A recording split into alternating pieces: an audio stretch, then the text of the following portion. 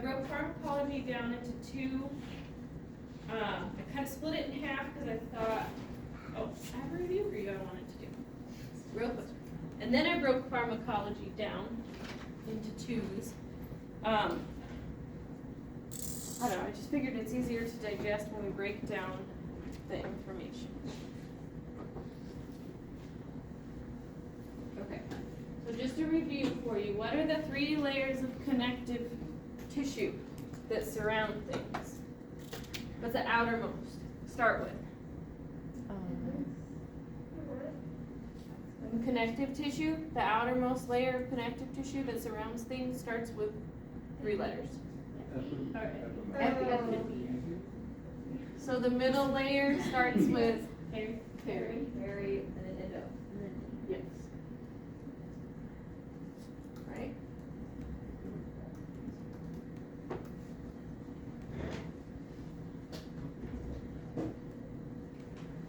Okay. So there's different tissues that these surround. So if this surrounds muscle, it would be called epimysium.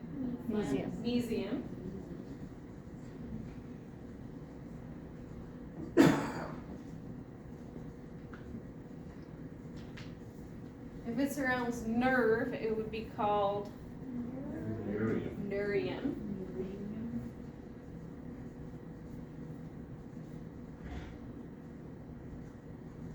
And if it's tendon, it would be called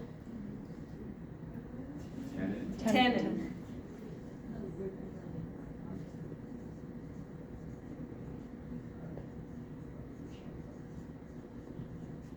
Remember, the vascular system is a little bit different. I know we just talked about it, but see if you can remember what the 3 layers of the vascular, looking back 3 slides. It starts with tunica, yeah, vascular. Is outer, right?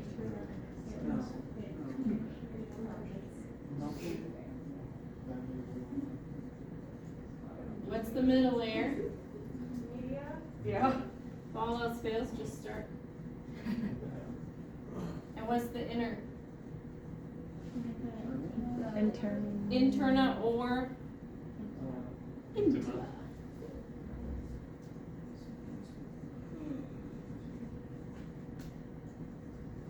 So just as a review for you, because there's a lot of terminology we covered. When you are studying, I'm going to do a different color. Make sure that you know what specifically each one of these is surrounding, right? So like muscle fibers, the fascicles, versus in tendon it was collagen fibers, right? So know what specifically.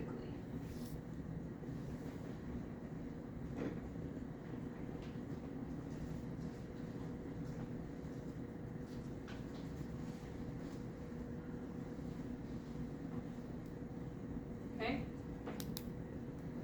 Alright. Just a quick little review ski.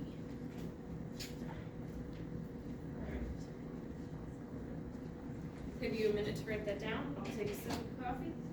Let's talk drugs.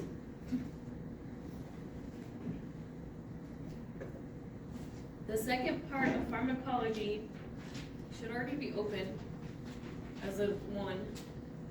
I didn't want you to confuse the 2 with which one we were talking about today, so I left the other one closed until right now. So it should be open for you to review over the weekend from Monday. Don't forget, we have a quiz on just the tissue healing stuff. Tissue healing in general, bone, ligament, muscle, tendon, cartilage, nerve, vascular. Pretty repetitive though, right? Yeah. We can do this. We got this. I believe in you. Okay. That makes one of them. That makes 1 out of 15. Well, there's somebody. seriously though. Okay, so, those of you, how many of you have worked as a tech, volunteer? I know nurse tech, you guys, so you've seen, PTs, inpatient, outpatient, inpatient. So, the thing that I like to put into perspective is, when you see PTs, especially inpatient, it looks like they're just walking people around, right? It looks like they're just moving. We get called, they can get home safe. yeah, we get called the lift team, which is funny because I'm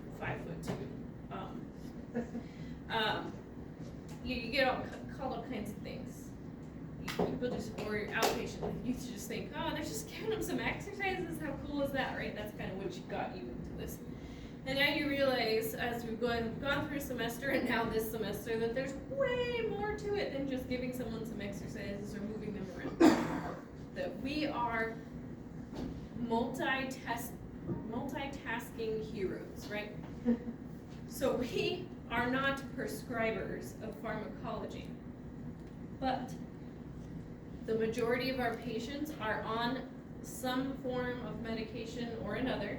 If it's a post-operative pain medication, antibiotic post-operatively, if they are, have cardiac issues, kidney issues, diabetes, even dialysis, just different body systems usually come with medication. Most of those medications, they're obviously not directly related to orthopedic conditions that we're treating them for, but they have, an impact on our patient's response to rehab in many ways. And that has a lot to do with what we have to understand about pharmacology, is how is it going to impact our rehab treatment session, our patient's response to treatment, if it's the appropriate time for treatment, and how our exercise or mobilization would impact this patient because they're on this medication. So we do have to understand quite a bit when it comes to pharmacology in order to understand the whole picture of what's going on with this patient. In this class, we're only going to talk about antibiotics and analgesics, so pain-relieving medications, just because that is more directly tied to orthopedics. However, you should already be taking into account all of your patho information. If you have a diabetic, how does exercise affect your body's ability to reuptake insulin? How does it affect that system? You should already know that from patho, because you are now having an external influence on their body's ability to uptake insulin based on your exercises you're giving them. Also, our patients who are on dialysis, usually patients who are in need of their dialysis session have built up an accumulation of toxins in their body because they don't have their kidneys to filter that out. And usually they have a lot of pain. So seeing a patient before their dialysis, they may not respond as well as you'd like, and they may have a lot of excessive, this is like right in my eyesight, Michelle. They may have a lot of pain to the point where I wasn't personally in the acute rehab. I'm working in an acute rehab facility. One of the other PTs had a stroke patient, and he was loud. I mean, he was moaning and groaning because just the systemic pain. He could not participate in therapy. And in rehab, you have to have your 3 hours a day. Get his dialysis, and then he'd have a day of, he could participate afterwards. And then he'd accumulate those toxins again, and it was just, poor guy, it was a cycle. The other thing with that is dialysis usually takes 4 hours, and they're usually wiped out after. So there goes that day. So then you may have the next day to see them and work with them. So usually, if someone's in dialysis in the morning, you are most likely not going to see them that afternoon. They are usually asleep because it takes that much out of them. So that's another body system we have to work on, timing. Most medications, can you guess what the biggest side effect is of most medication? When you sit somebody up? Orthostatic hypotension. That is the biggest side effect for most medications. So if you're sitting someone up supine to sit and you see that drop in blood pressure, give them a minute, because it could just be a postural effect due to the medications they're on. Recheck before you like push code blue. Recheck them and see how they're doing, how are their symptoms and all that. So pharmacology is actually huge, and one of that many multitasking things that's going on in our brain, right? The big thing with, we have to understand antibiotics, because most orthopedic surgeries, they have done, majority of them, some sort of surgical thing into their bones, which increases their risk of acquiring an infection much higher than normal, because they already have an open wound to the world around them. So we do a lot with keeping our clinics clean, cleaning our hands before we touch people. In the acute care environment, gloves each time before you touch somebody. If you run out to grab something, you're changing your gloves in between, just to keep it clean for the patient, right? In terms of analgesics, when we talk Monday, we're going to talk also about timing your therapy session around the peak effect. So usually oral medication takes about half an hour to go through their stomach or their liver and get processed and be at its peak effect for you to see that pain relief and them to respond better. IV pain medication is obviously pretty instantaneous. Within a couple minutes, they're feeling a lot better. So this would be in the morning. You're checking with your nurses if you're in acute care. Okay, when did so-and-so receive their pain medication? And that is helping you structure your day. Because I'm going to try to catch every single one of these when they're at their peak effect. And more often than not, it's usually the PT that catches them when they're not, because these patients try to be a hero, and they're like, no, I don't want the strong Percocet. No, I'm fine. And then we come in to do the eval, and they cannot move for the life of them because it's a lot of pain. So just timing that. So if you have someone who is due for their medication, should you maybe see if the nurse can give it to them, and you come back in a half an hour, you'll get a better treatment out of them. So that has a lot to do with pharmacology's role in rehab. So a lot of our understanding needs to be about the effect that these drugs will have on us and what effect we will have on them in relation to the medication. Does that make sense? All right. That was my intro. So a medication or drug is any substance that can be used to modify a chemical process or processes in the body. And they could treat an illness, relieve a symptom. They can actually be used to enhance performance or ability, or even alter states of mind. I thought of another one. Neurological. Your Parkinson's patients, they will have a lot of tremors and be pretty dysfunctional when they're due for their medication. If they're at their peak medication time, their tremors will decrease and they'll be able to function a lot better for you. But that also helps in your patient education for these patients, right? And you can talk about maybe time your shower and all these things that you've got to get done around the house when we're at this peak effect time with our medication, so that you aren't likely to injure yourself, right? So take that into effect too. So we have to know the interaction between medications and treatment in order to provide safe and effective rehab interventions. And optimal application of physical therapy, because we are going to talk about a little bit about transdermal patches or transdermal medications. You guys are in talking modalities, right? That's going to affect the delivery of that transdermal medication. So infections, pain, inflammation, osteoporosis obviously can significantly affect recovery and physical therapy.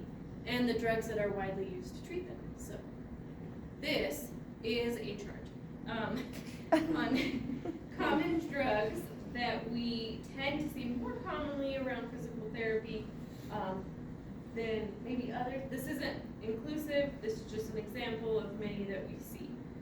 It's depending on which specific field you get in, you may see more of one. Like if you don't get into a lot of cardiac patients, you might not see a lot of those cardiac drugs. But that's not to say if you work in an outpatient clinic, you won't ever see patients on these, because you will.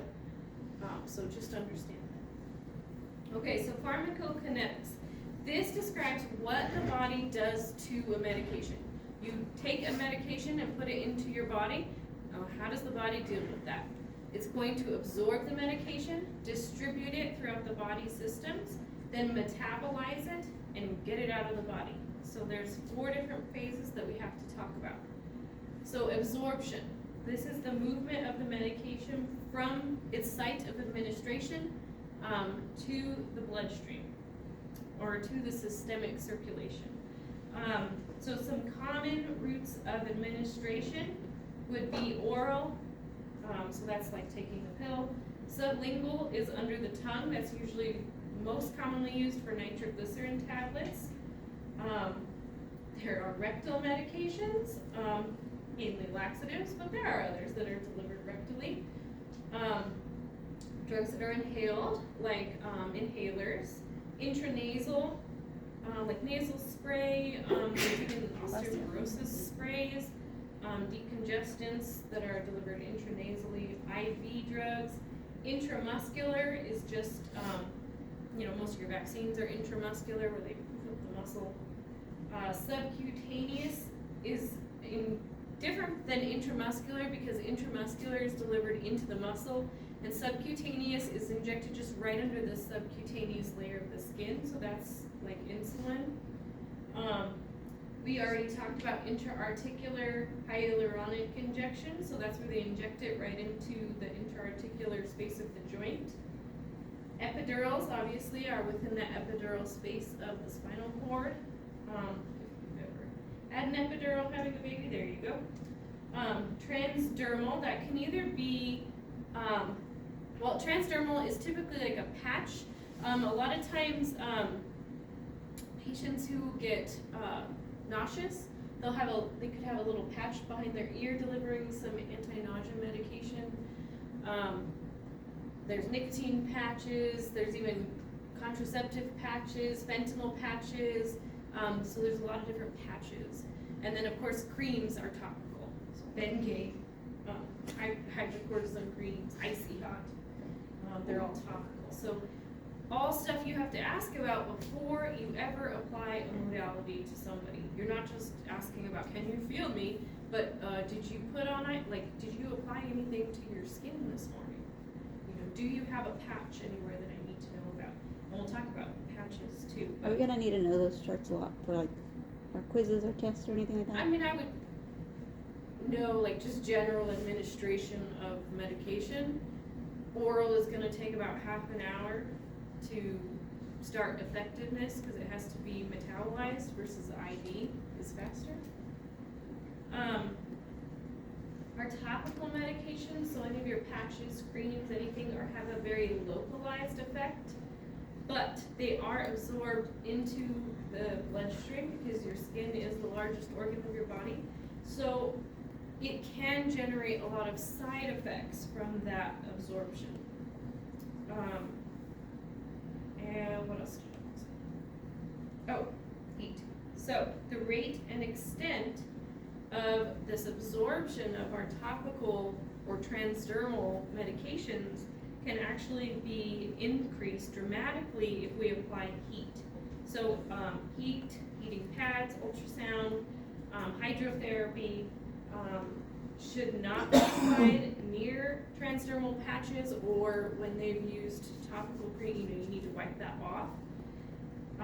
Electrical current, so E-stim,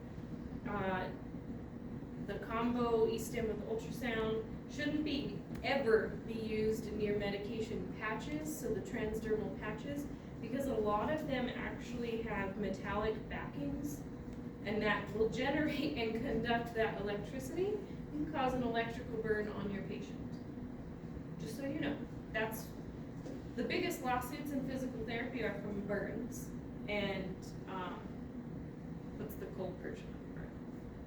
What did you say on the back of the magazine? Frostbite? Frostbite? What? No, what were you saying? We were talking about cold burns. What did you say, Amanda? And I'll You restate said mine. metal was on the back or A something? lot of those patches will actually have a Patches. metallic backing in them. And so you do not want to apply any electrical current near them. And then obviously if your patient has a pacemaker, you don't want to apply electrical current near that either. Well, you'll get to this when you get to Easton. But most lawsuits in physical therapy are from burns and like cold burns, frostbite. So it usually comes more from our modalities than anything else. So all those contraindications, precautions, things you have to check with your modalities are there for a reason. So you don't injure a patient. Okay, so we've taken the medication, it's been absorbed and distributed into the bloodstream. So now that is distribution. So that's the medication moving from the bloodstream to the body systems. So if it's a central nervous system drug, now it's moving to the central nervous system, but that can also be moved throughout all tissue, like adipose tissue is very big for storing medications. Breast milk, obviously, medications can go through that as well. So this is really important for us to understand because like our opioid pain relievers, they act on the central nervous system in order to relieve the pain. So they're going to be absorbed, distributed to the central nervous system to dull the input of pain. And we'll talk about that next on Monday when we talk about our analgesics. But yeah, so they're distributed to where they gotta go. So then they're metabolized. So what this is a biotransformation or chemical alteration of the medication. And so in order for it to then be cleared from the body. So that could either be through metabolism, excretion, or both. So if it's metabolized, it's then called a metabolite. So the body has metabolized it and processed it, and now it's a metabolite. Or it's just plain excreted from the body. So once it's metabolized, or as it's metabolized, it's inactivated,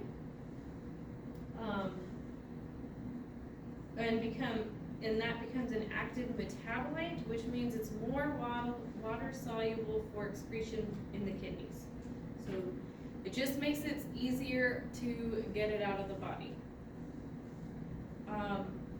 Generally, our metabolism occurs in the liver, but depending on the medication, it can be metabolized in the kidneys, lungs, and bloodstream.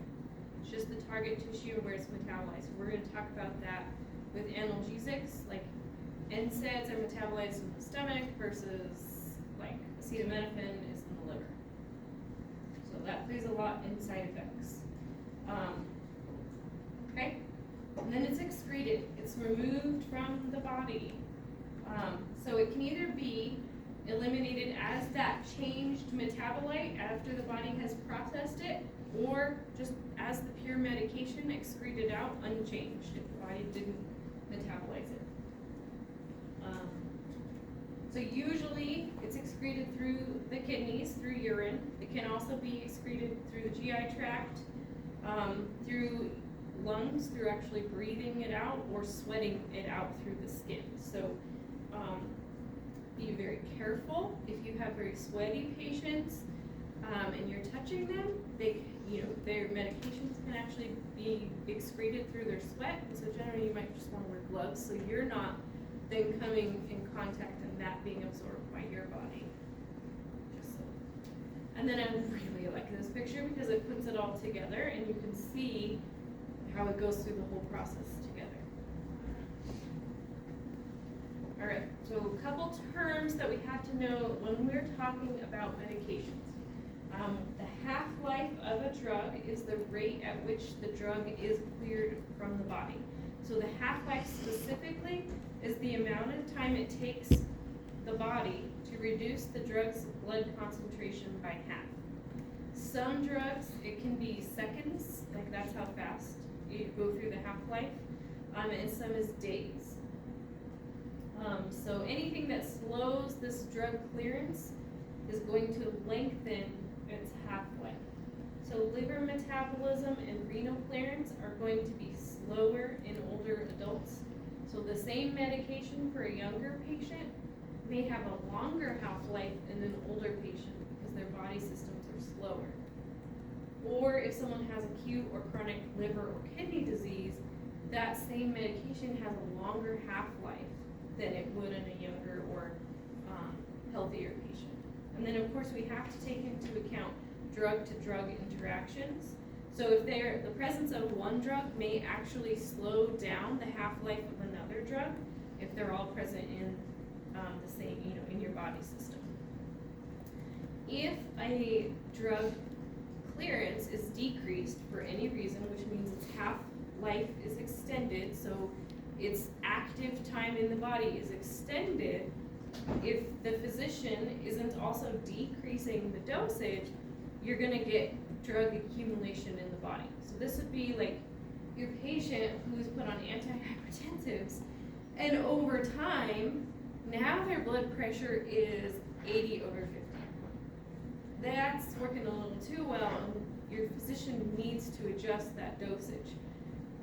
So if you see blood pressures like that of outpatient patients, you may say, you probably should call your doctor and just talk to them about if that's the appropriate dosage for you. Because your blood pressure is 80/50. So, yeah.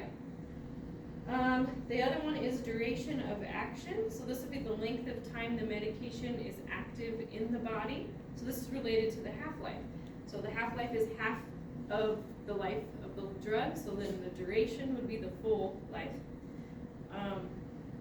Drugs with long half-lives have a long duration of action, so there's usually longer time periods between doses. This is that medication you take once a day, because it has a longer half-life than maybe like acetaminophen that's every 4 hours, and you gotta take another one and another, that has a much shorter half-life than the one once a dayers.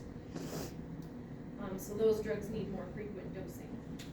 Okay, so we talked about pharmacokinetics, what the body does to medication. Now let's talk pharmacodynamics. What does the medication do to the body? This is a relationship between the amount of drug and the response to the body. So there's a few terms with this. The dose-response relationship. This would be that relationship between the amount of drug in the body and its expected effectiveness, so likelihood of side effects. So the higher the dose, usually the more side effects are seen. So this would be closely tied to that therapeutic window, which is the minimum drug concentration needed for the drug to show effectiveness. They don't want to overdose you. They don't want to cause toxicity.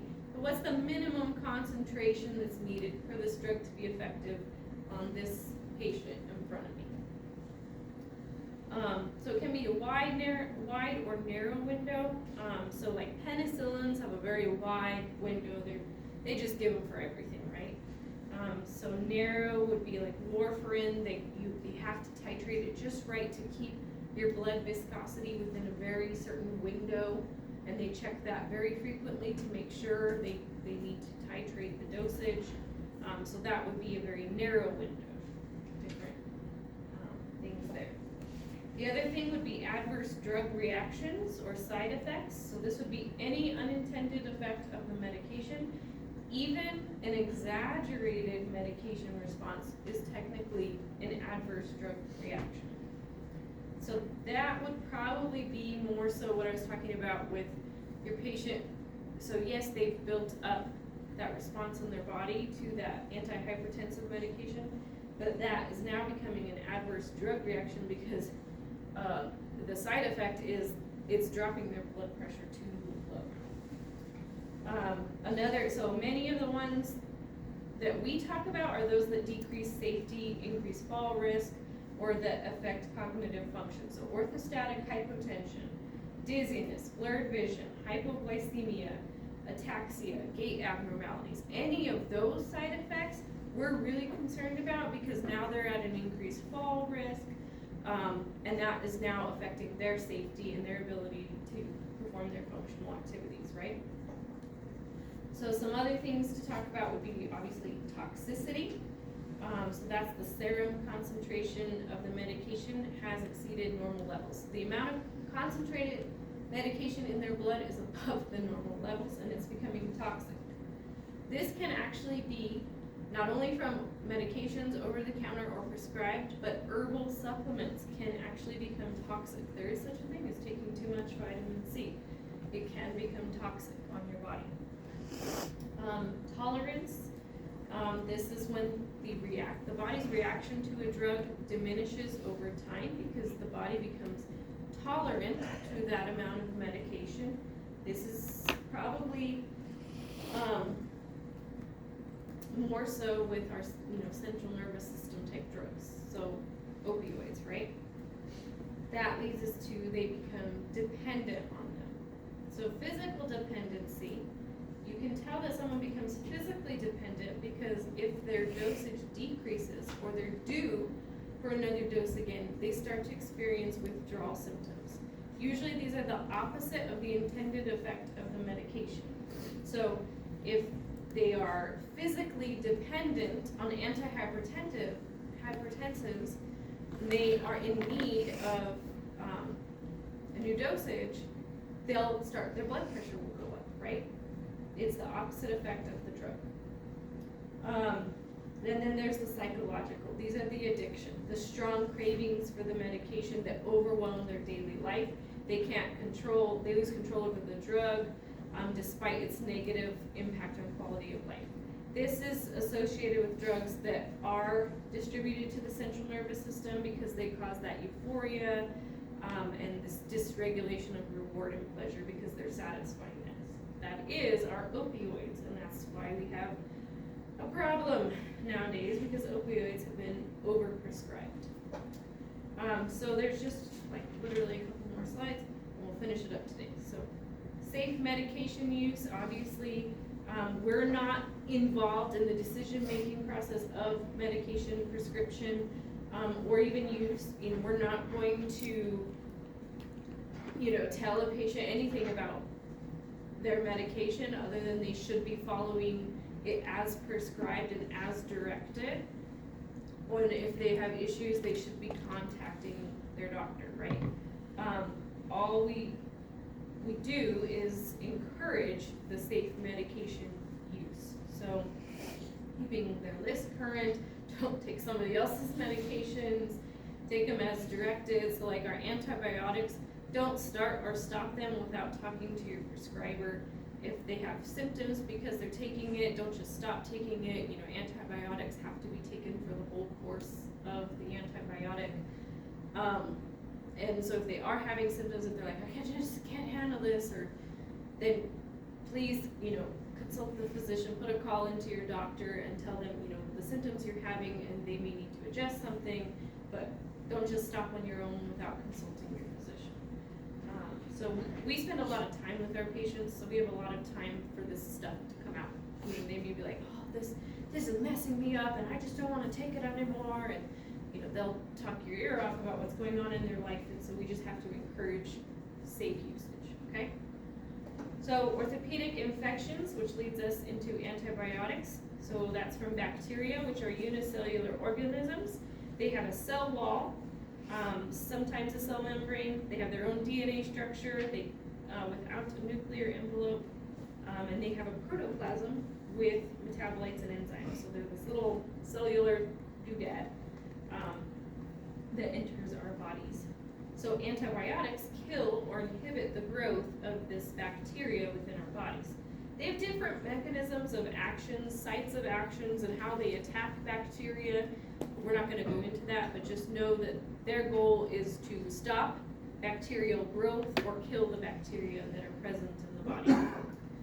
So these are probably some of the most frequently prescribed medications and probably in that list of overprescribed. And you've probably noticed if you've needed or if you've had something go on lately, how physicians are less likely to prescribe antibiotics nowadays. My 2-year-old just took a giant, like 1-inch circle out of her knee at my in-laws' house on tile, and I saw the bone. And so I took her in, and I was afraid, you know, were they gonna close that, because there was no skin left. And they don't just prescribe antibiotics anymore for even bone exposure. Only if there started to be a sign of infection would they then prescribe antibiotics. Which sucks, because after 6 hours of waiting around, that was like the whole reason I took it. But, oh well, you live and learn. So in orthopedics, antibiotics are commonly used to treat bone infections, joint infections, but a lot of the times they're used prophylactically. A lot of times, because these are such major surgeries, fracture repairs, joint replacements, they're such a major surgery, they just give them to them prophylactically because they have disrupted the integrity of the bone with all of these surgeries. Also, your total joint replacement patients, if they go see the dentist, they have to call their orthopedic surgeon and get some antibiotics before seeing the dentist for forever after they have their total joint replacement. So they have to plan things out. So if they're like, oh yeah, I'm seeing the dentist tomorrow, like you may be like, are you taking your antibiotic? And if they're like, what? Then you say you should call your surgeon and leave them a message that you have to go to the dentist tomorrow. Just we're kind of the supportive people when it comes to medication, right? Yeah, so we talked about that. So compliance, that's really our role. We're just, like I said, the supportive people. We just encourage them to take antibiotics as prescribed. Don't stop until all the doses are completed with antibiotics. Follow all the instructions. If they're having an issue, to contact the physician. But yes, nausea, vomiting, all that stuff is common with antibiotics. So, and also antibiotics will decrease your gut bacteria. So a lot of times physicians will prescribe good flora, either through yogurt or different things like that, because they could be at risk for developing those super infections. So older patients, if they're on antibiotics, they have a higher risk of developing like C. diff or MRSA because they have a diminished gut bacteria. Which is why you start to get C. diff running rampant around the hospital because everyone's on antibiotics.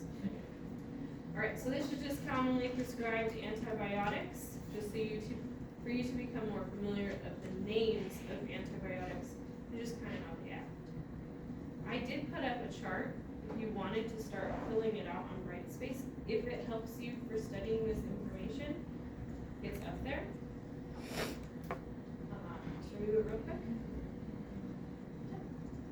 If this helps you in studying, if not, use the review or follow the objectives. But you can kind of fill in the chart based on the information from the antibiotics. This is pretty much a copy if you wanted to fill it out from the green chart at the beginning. So it was green. So yeah, cool? Good? Questions? It's just antibiotics today. Next time we're just going to talk about all of the pain relieving medications because that plays a much bigger role in orthopedics. So just take a few minutes. This isn't a research project. Compile your knowledge from our muscle, tendon, and vascular stuff. And then we'll talk about it in the first couple minutes next time.